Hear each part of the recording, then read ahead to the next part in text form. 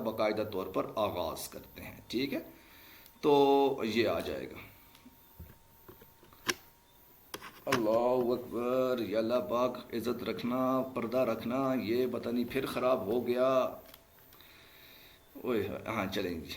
तो पहली चीज़ मेरे पास क्या आ गई, सवाल क्या आता है जी। सवाल बोर्ड के एग्जाम में एक सवाल आते हैं, दो तरह के सवाल बन के आता है।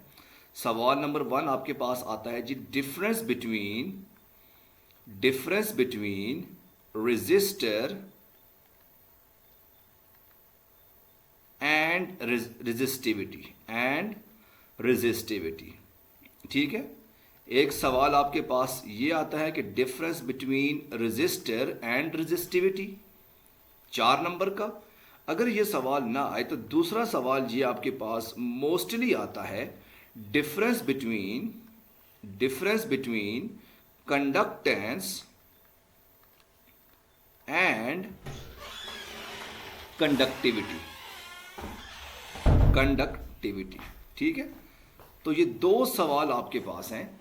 पहला सवाल आपके पास है difference between resistance and resistivity, और इसी के साथ रिलेटेड आपके पास दूसरा सवाल है difference between conductance and conductivity. तो मोस्टली जो सवाल रिपीटेड वाला है वो आपके पास ये है, difference between conductance and conductivity, कि कंडक्टेंस और कंडक्टिविटी में आपके पास क्या डिफरेंस है, इसके बारे में आज के सेशन में हम लोग डिटेल से बात करेंगे। और इसी के साथ साथ फिर हम रेजिस्टर और रेजिस्टिविटी के बारे में भी हम लोग आज के सेशन में बात करेंगे। ठीक है, तो चलते हैं बच्चे। सबसे पहले रेजिस्टर और रेजिस्टिविटी के बारे में हम लोग बात करते हैं। ठीक है, तो आपने ये सेंटर में लाइन ड्रॉ की, एक तरफ आपने लिखा रेजिस्टर और दूसरी तरफ आपने क्या लिखा, रेजिस्टिविटी। ठीक है, तो ये आ जाएगा। तो सबसे पहले हम डिफाइन करते हैं कि व्हाट इज रेजिस्टर। ठीक है, तो रेजिस्टर की आपके पास डेफिनेशन क्या होगी, the opposition offer by a body, point number 1, द opposition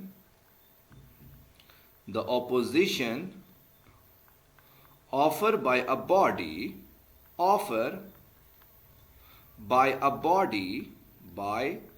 body to flow of electrical current। ठीक है, current is called resistance. Opposition का मतलब ये होता है रुकावट। क्या होता है जी, रुकावट। ठीक है, जो आपके पास रुकावट करेगी, जो आपको पता है कि एटम्स होंगे, मॉलिक्यूल्स होंगे, वो रुकावट करते हैं किसी भी करंट को मूव करवाने में, तो ये मेरे पास आ जाएगा रुकावट, रेजिस्टर आ जाएगा। ठीक है, अच्छा जी, अब रेजिस्टर की मेरे पास यूनिट क्या होती है, ये तो सबको पता है, पॉइंट नंबर 2 है आपके पास। तो रेजिस्टर की यूनिट आपके पास क्या होती है, ओहम, जिसको आप इस तरह से भी लिख सकते हो, ओहम।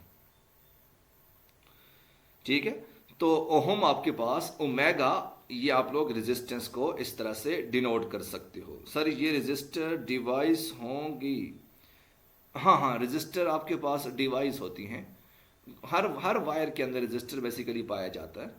तो डिवाइसेस वो अलग चीज़ हैं, लेकिन किसी भी वायर के अंदर जाहिर सी बात है, हर वायर के अंदर आपके पास डिफरेंट तरह के एटम्स होंगे, तो वो जो डिफरेंट तरह के एटम्स हैं वो आपके पास रेजिस्टर होगा। ठीक है, अच्छा जी, अब तीसरा पॉइंट आपके पास क्या आ जाएगा, इक्वेशन, कि रेजिस्टर की आपके पास इक्वेशन क्या होगी, R is equal to rho L divided by A. हाँ, वो रियोस्टेट आपके पास वेरिएबल रेजिस्टर है, उसको आगे इंशाल्लाह पढ़ेंगे। ठीक है, तो R is equal to rho L divided by A, ये मेरे पास इक्वेशन आ जाएगी रेजिस्टर की।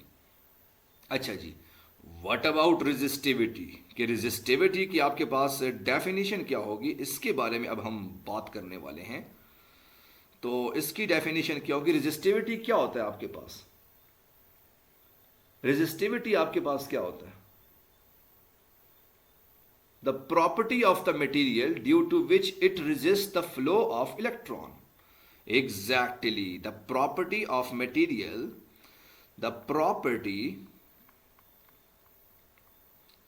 of material due to which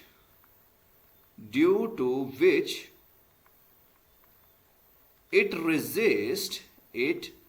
resist the flow of electron, the flow of current, electrical current, कि ये आपके पास मटेरियल की प्रॉपर्टी होती है जो कि रोकती है एटम को, जो कि रेजिस्ट करती है, रोकती है इलेक्ट्रिकल करंट को, तो ये मेरे पास क्या आ जाएगा, रेजिस्टिविटी आ जाएगा। अच्छा जी, अब दूसरा इंपॉर्टेंट पॉइंट कि रेजिस्टिविटी की मेरे पास यूनिट क्या होती है। तो रेजिस्टिविटी की आपके पास यूनिट होती है ओहम मीटर, ठीक है, या आप लोग अगर इसको सिंबल की फॉर्म में लिखो तो ओमेगा मीटर आ जाएगा। तो ये मेरे पास रेजिस्टिविटी की यूनिट होती है। अब तीसरा पॉइंट आ जाएगा बच्चे, मेरे पास रेजिस्टिविटी की इक्वेशन क्या होती है, और आपके पास इक्वेशन क्या है, rho is equal to R A divided by L. अगर आपको रेजिस्टिविटी की यूनिट अगर भूल जाए तो आप यहां से भी निकाल सकते हो। जरा ध्यान से करें बच्चे, आर की यूनिट क्या होती है, ओहम। एरिया की यूनिट क्या होती है, metre square. Divided by length की यूनिट क्या है जी, मीटर। तो मीटर मीटर से कैंसिल, तो ओहम मीटर आपके पास इसकी यूनिट आ जाएगी, ठीक है। तो एक तरफ मेरे पास रेजिस्टर आ गया और दूसरी तरफ मेरे पास रेजिस्टिविटी आ गया। तो किसी बच्चे का कोई सवाल है तो आप लोग पूछ सकते हो। सर प्लीज़ रिफ्रेश करें। नहीं बच्चे, रिफ्रेश तो आप खुद करेंगे, मैं तो रिफ्रेश नहीं कर सकता। अगर मैंने रिफ्रेश किया तो ये क्लास ही ख़त्म हो जाएगी। अच्छा जी, अच्छा रिपीट करें, रिपीट करना होता है, रिफ्रेश नहीं होता बच्चे। रिपीट करने में और रिफ्रेश होने में फ़र्क होता है। तो सबसे पहले आ गया मेरे पास रजिस्टर। रजिस्टर क्या होता है जी,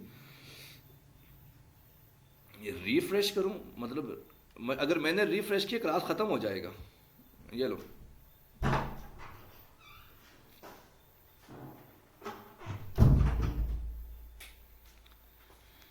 ये नेट का मसला फिर आपका है ना, आपको अच्छा नेट इस्तेमाल करना चाहिए।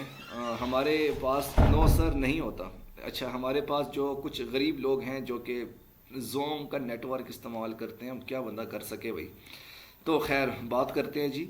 आइंदा के बाद भाई हम नून वालों से ये स्पेशल रिक्वेस्ट करेंगे भाई कि मेहरबानी फरमा कर हमारे जो स्टूडेंट्स हैं इनको आप एक अदद इंटरनेट की डिवाइस भी दें, और साथ में आप लोग जो है इनको लैपटॉप भी दें और मोबाइल फ़ोन भी दें, ठीक है। तो ताकि भाई ये बैठ कर ना स्टडी तो खैर नहीं करेंगे और बहुत कुछ कर लेंगे ये, ठीक है। The opposition offer by a body to flow of electrical current is called resistor, जिसको आप ओहम और ओमेगा से आप डिनोट करते हो, और R is equal to rho L divided by A आ जाएगा। और रेजिस्टिविटी की एक डेफिनेशन क्या है जी, the property of the material due to which it resist the flow of electrical current.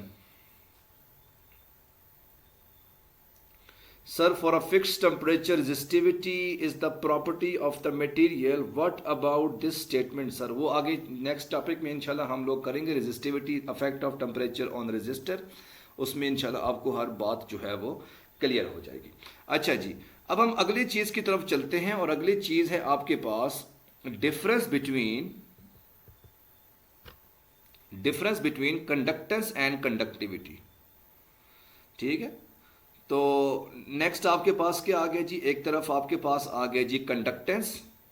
Point number 3 मेरे पास क्या आ गया, कंडक्टेंस। और चौथा पॉइंट मेरे पास क्या आ जाएगा, कंडक्टिविटी, ठीक है। अब हम कंडक्टेंस और कंडक्टिविटी को डिफाइन करेंगे, ठीक है। तो कंडक्टेंस की डेफिनेशन क्या है जी, point number 1, the reciprocal of resistance,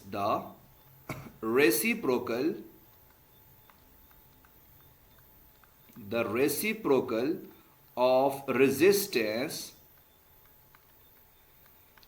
is called conductance, is called conductance. कि आपके पास जो रेजिस्टेंस का रेसिप्रोकल होगा उसको आप लोग क्या कहोगे, कंडक्टेंस कहोगे।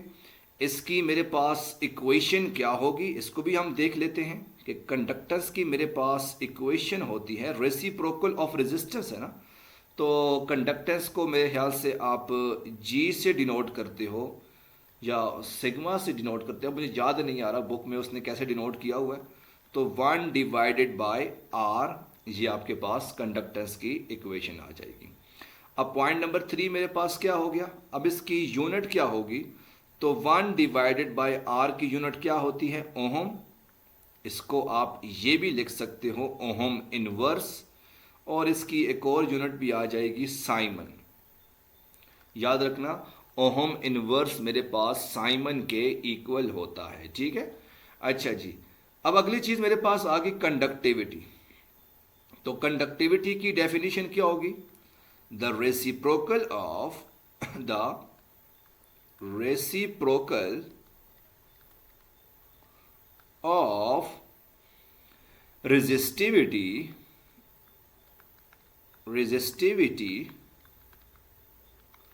is called conductivity. The reciprocal of resistivity is called conductivity. इसको आप लोग किस तरह से डिनोट करोगे, तो पॉइंट नंबर 2 आपके पास क्या आ जाएगा, sigma is equal to 1 divided by rho. और जब आप इसको यूनिट उठा के लिखोगे तो आपके पास यूनिट क्या बन जाएगी, रो की यूनिट क्या होती है, 1 divided by ohm metre, ohm metre. तो ये आपके पास बन जाएगा ओहम इनवर्स मीटर इनवर्स। और ओहम इनवर्स मेरे पास किसकी इक्वल होता है जी, साइमन के, साइमन इनटू मीटर इनवर्स। तो बच्चे ये मेरे पास कंडक्टिविटी की इक्वेशन आ जाएगी। तो किसी बच्चे का कोई सवाल तो नहीं है यहां तक, किसी बच्चे का कोई सवाल तो नहीं है जी बच्चे।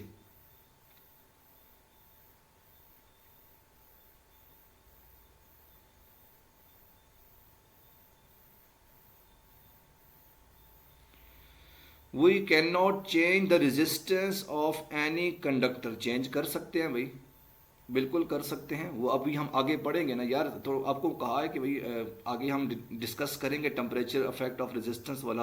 आप फिर भी जो है वो सवाल पूछ रहे हो। अभी मैंने आपसे कहा है कि थोड़ा वेट कर लो, अगर जब नेक्स्ट टॉपिक करेंगे तो उसमें हम लोग इसी चीज़ के बारे में पढ़ेंगे कि टेम्परेचर को इंक्रीज डिक्रीज करने से आप रेजिस्टेंस को इंक्रीज डिक्रीज कर सकते हैं। अच्छा जी, आराम आराम से आएगा भाई, थोड़ा सा हौसला किया करो, पढ़े लिखे आदमी हो यार, सब्र किया करो। ये कहते हैं ना, जो बंदा जल्दी जल्दी खाना खाता है तो उसका मुंह जल जाता है, तो थोड़ा हौसला किया करो यार। ये कंडक्टिविटी की यूनिट आपके पास गिवन है ना, ये देखें ना, ये रेजिस्टिविटी की क्या कहते हैं, 1 डिवाइडेड बाय रेजिस्टिविटी। रेजिस्टिविटी की यूनिट क्या होती है, ओहम मीटर, ओहम मीटर आपके पास यूनिट होती है। तो जब आप इसको इन्वर्स लेकर जाओगे, जब आप ओहम को ऊपर लेकर जाओगे तो ये ओहम इन्वर्स और मीटर इन्वर्स आ गया। ओहम इन्वर्स मेरे पास साइमन की इक्वल होता है और मीटर इन्वर्स आपके पास मीटर इन्वर्स होता है, ठीक है। तो ये आपके पास इसकी यूनिट्स आ जाएंगी। तो उम्मीद करता हूं कि आपको ये चीज़ समझ आ जाएगी। अच्छा जी, अब मेरा एक आपसे एक सवाल है, एक एनएमडी केट का सवाल है, एक एनएमडी केट का सवाल है। वो क्या है जी, वो आपके पास सवाल है जी, साइमन मीटर, साइमन मीटर की बात कर रहा हूं, is the unit of, is the unit of what, siemens metre is the unit of what. कि आपके पास जो साइमन मीटर है वो किसकी यूनिट है, ये आपने मुझे सॉल्व करके दिखाना है विथ 1 मिनट। तो आपके पास सिर्फ 1 मिनट का टाइम है कि साइमन मीटर आपके नहीं, जरा ध्यान से देखो, मैंने साइमन मीटर कहा हुआ है, साइमन मीटर इनवर्स नहीं कहा हुआ। तो साइमन मीटर आपके पास किसकी यूनिट बनती है? इसी वजह से कहा है कि थोड़ा सा कंडक्टिविटी की यूनिट है, बस ठीक है। बस तुम्हारा कुछ नहीं हो सकता बच्चे, तुम जो है वो कबूतरों शबूतरों की बात किया करो।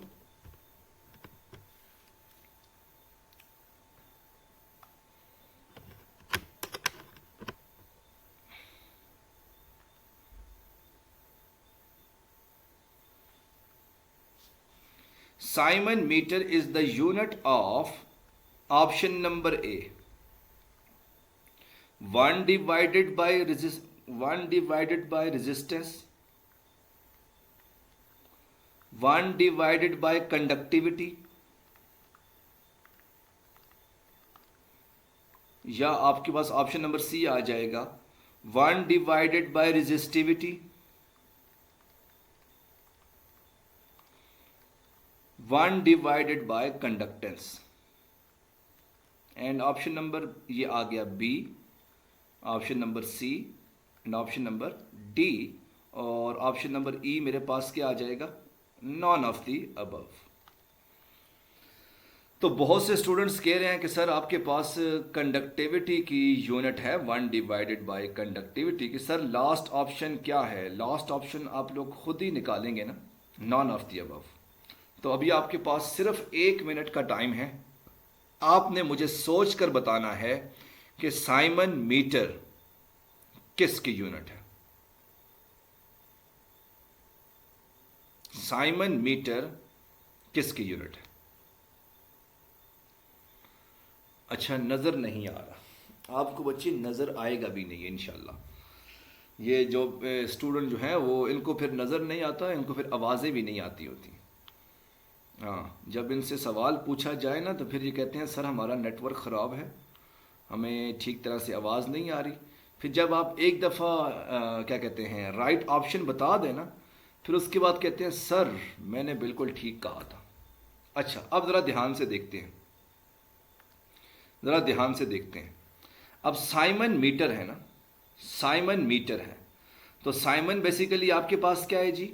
साइमन मेरे पास किसकी इक्वल है? Ohm -1 into metre, ohm -1 into metre.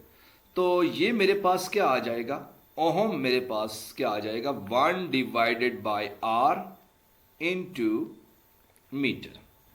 अब ज़रा ध्यान से देखते हैं भाई कि मेरे पास क्या ऑप्शन नंबर ए ठीक है, तो 1 डिवाइडेड बाय आर, ऊपर मीटर भी है तो इसका मतलब है ये तो गलत है। अब ऑप्शन नंबर बी को देखते हैं। ऑप्शन नंबर बी मेरे पास क्या है जी? Conductivity, 1 divided by conductivity. अब कंडक्टिविटी मेरे पास किसके इक्वल होता है? कंडक्टिविटी मेरे पास किसके इक्वल होता है? जरा ध्यान से देखना। कंडक्टिविटी मेरे पास इक्वल होता है साइमन इंटू मीटर इनवर्स।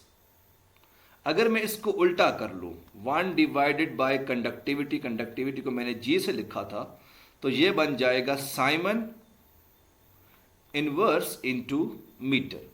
तो इसका मतलब है ऑप्शन नंबर बी भी आपके पास गलत आ गया। सवाल नंबर 3 की तरफ चलते हैं जी, रेजिस्टिविटी। रेजिस्टिविटी की तरफ देखते हैं। तो रेजिस्टिविटी मेरे पास किसके इक्वल होता है जी? Rho is equal to ohm metre, ohm metre होता है। अब अगर मैं इसको उल्टा कर लूं, अगर मैं इसको उल्टा कर लूं तो 1 divided by ohm is equal to 1 into ohm metre, तो ये आ जाएगा साइमन मीटर -1। इसका मतलब ये भी मेरे पास गलत है। ऑप्शन नंबर डी की तरफ देखते हैं, कंडक्टेंस। अब कंडक्टेंस की यूनिट क्या होती है जी? 1 इंटू ओहम। कंडक्टेंस की यूनिट होती है साइमन होती है बेसिकली, तो ये साइमन मीटर इनवर्स बन जाएगा, तो ये भी मेरे पास गलत आ जाएगा। तो अब इसका राइट ऑप्शन क्या आ जाएगा? None of the above, non of the above. इसी वजह से मैंने तुम लोगों को कंफ्यूज करने के लिए यहां पर साइमन मीटर लिखा हुआ है, सिर्फ और सिर्फ कंफ्यूज करने के लिए मैंने यहां पर साइमन मीटर लिखा हुआ है, ताकि भाई आप लोग जो है वो कंफ्यूज हो सको, और आप लोगों ने एग्जैक्टली वही किया जो कि मैं चाहता था। मैं यही चाहता था कि आप लोग ऑप्शन नंबर बी के ऊपर आंसर लगाओ, और एनएमडी केट वाला यही काम करता है। एनएमडी केट वाला आपके पास एग्जैक्टली यही काम करता है, वो आपके माइंड के साथ खेलता है, वो और कुछ नहीं करता, सिर्फ और सिर्फ आपके माइंड के साथ खेलता है। अब स्टूडेंट जो है वो कहते हैं साइमन मीटर आया हुआ है, इसका मतलब ये है कि ये कंडक्टिविटी होगा। अब मीटर एंड वर्स नहीं है यार, ये ऑप्शन नंबर बी ठीक लग रहा है, तो वो ऑप्शन नंबर बी के ऊपर निशान लगाकर आ जाते हैं, जो कि वो गलत हो जाता है।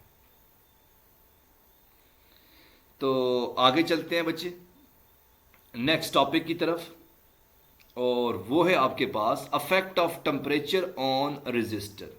इसको समझने से पहले हम लोग एक one of the most important बात को करना चाहते हैं, और वो है आपके पास टेम्परेचर कोफिशिएंट ऑफ रेजिस्टेंस। ठीक है, तो सवाल आपके पास क्या आ गया जी, क्वेश्चन जो कि एसएलओ बेस वालों के लिए है। Explain positive end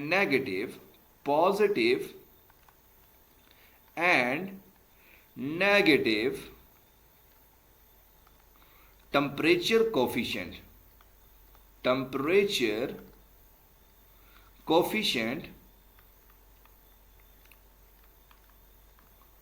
of